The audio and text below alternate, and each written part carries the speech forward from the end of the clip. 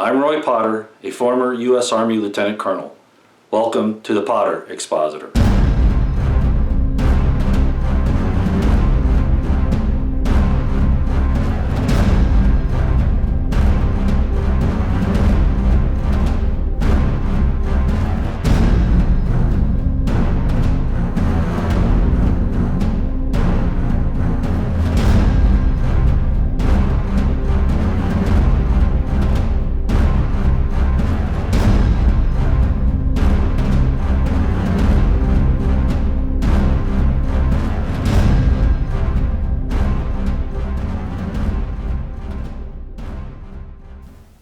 Hi, ladies and gentlemen.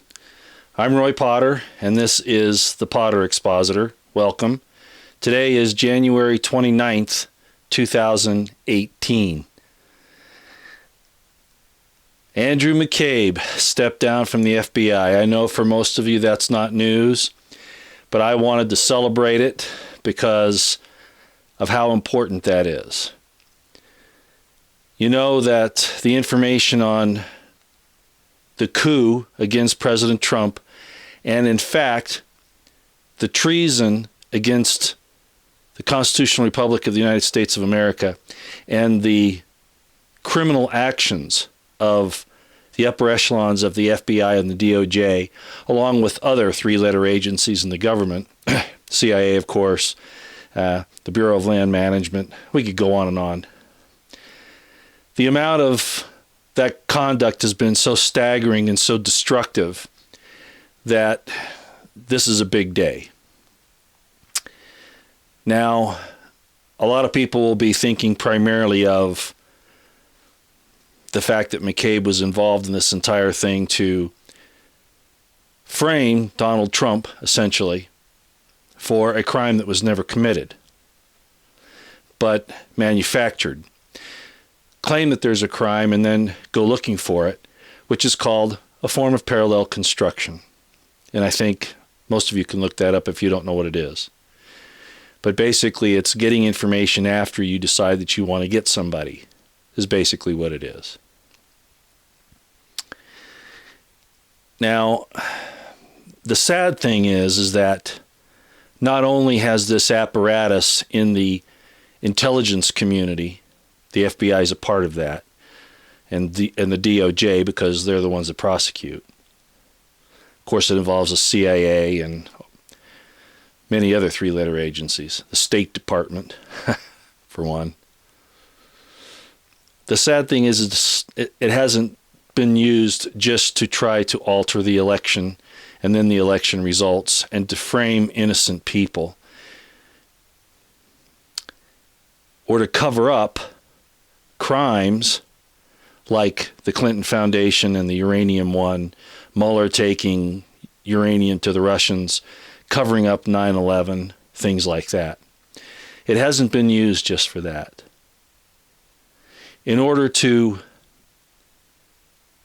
execute the desires of these evil people, the FBI and the DOJ has also been used to falsely accuse and to prosecute American citizens.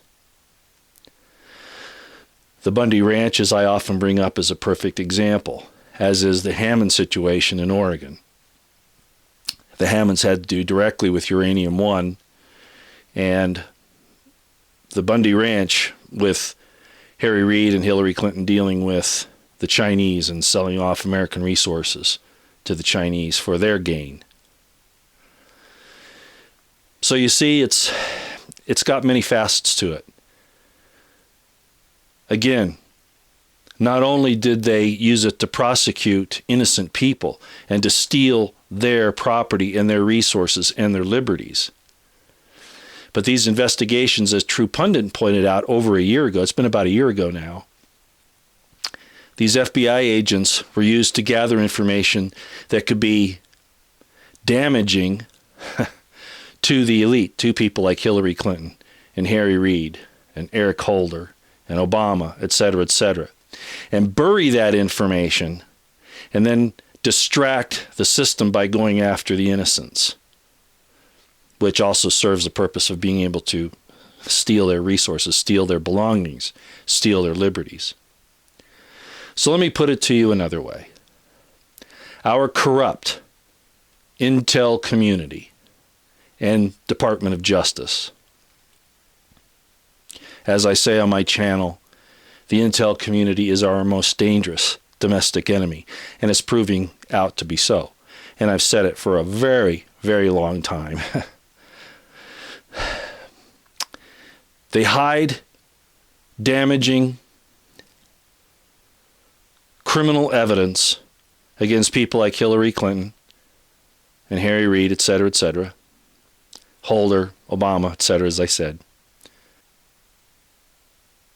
And on the other hand, they hide exculpatory evidence that would indicate, maybe even prove, the innocence of Americans who have been pursued unrighteously and criminally by those same people. In other words,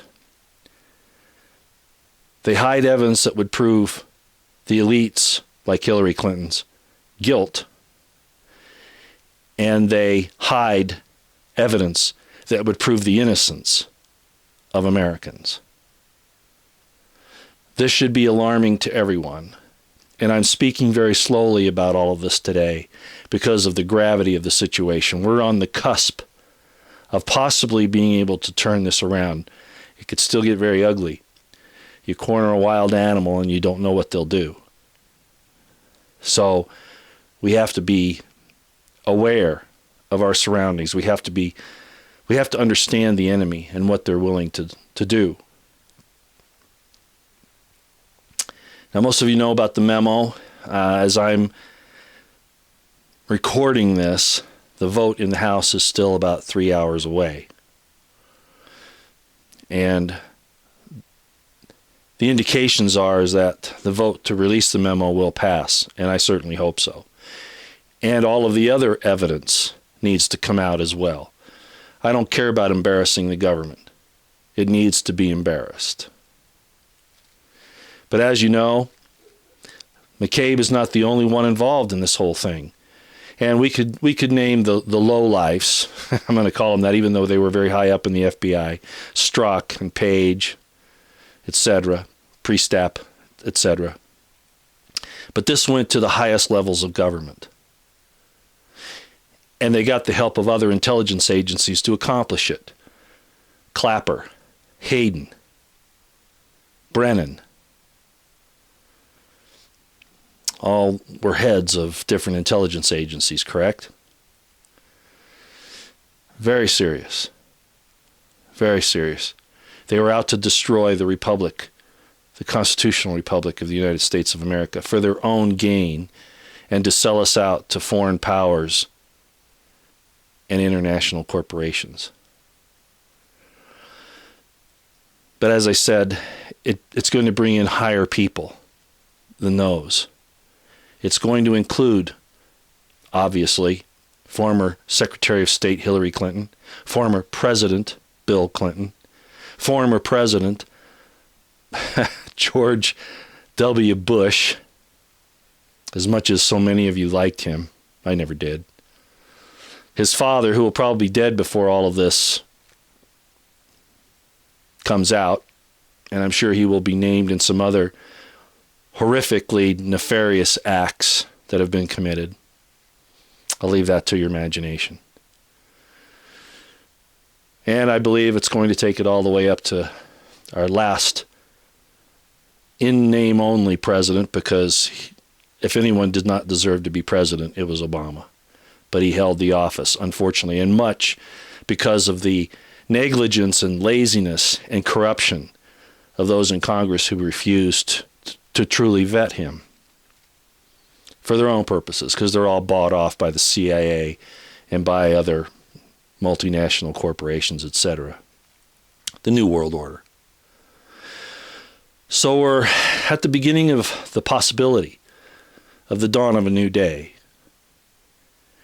And I would hope that we all demand that these people in government who have been discovered to have done what they've done, and as the evidence proceeds, that they not be let off with merely being allowed to step down or to be fired. They need to be prosecuted to the fullest extent of the law, and if found guilty of treason, not just placed in prison this time, they need to be hung in a public execution to show what should happen to these same so-called leaders and politicians that would rather sell out the American people for their own gain than to guarantee that they follow their oath of office in protecting the life, liberty, and pursuit of happiness and defending the Constitution, happiness of the people, and defending the Constitution against all enemies, foreign and domestic, including their own rat lines. So, like I said, I've forced myself to talk slowly today because I know sometimes I can go very fast. My thoughts will sometimes go faster than I can put my mouth into gear. I guess it's better than the other problem, whereas your mouth is running faster than you've put your brain in gear. Although I suppose that's happened at times too. So today we need to give thanks and keep up the pressure on your elected representatives to pursue this to the very end, to release the memo today, and to pursue these investigations and get everyone involved. No mercy, no quarter, because they would not have given you that. And we don't owe it to them. We do not owe it to these evil people to give them quarter. They still have the capability within their hands of destroying everything on earth. And that needs to be taken from them with the help of Almighty God. I'll leave it there. God bless you. God bless the Constitutional Republic of the United States of America.